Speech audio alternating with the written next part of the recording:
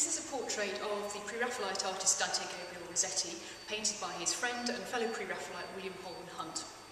This painting was made in about 1882, but it's actually based on a drawing that Hunt made of Rossetti about 30 years earlier in 1853, which is now in Manchester Art Gallery.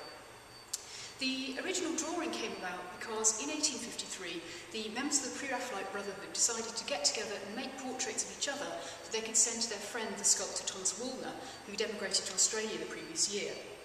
Woolner was one of the original 7 members of the Brotherhood, and making these portraits was a way of kind of showing Woolner that they were still thinking about him when he was so far away. It was kind of a nice gesture of friends to their friend who was a long way from home. So while Hunt was making this drawing of Rossetti, or the drawing on which this painting is based, Rossetti in turn was making a drawing of Hunt. And that helps to explain the kind of unusual expression and the very intense gaze that Rossetti has in this image, because he's looking down at his own drawing and then looking up at Hunt sitting across from him. So you get this very concentrated look from Rossetti.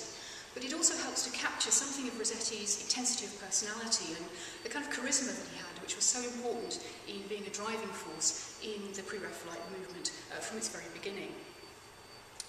This oil version of that portrait was made not long after Rossetti's death in 1882. So it takes on a kind of poignancy because it's Hunt remembering his friend, but it's also Hunt looking back to a time when he and Rossetti were young together. They were kind of full of ideals and energy and zeal. Rossetti in this image is only 24, and it's a time when, as Hunt later remembered, the hunger of youth and inspiration were glowing in his face. That's a kind of paraphrase of how Hunt remembered his friend.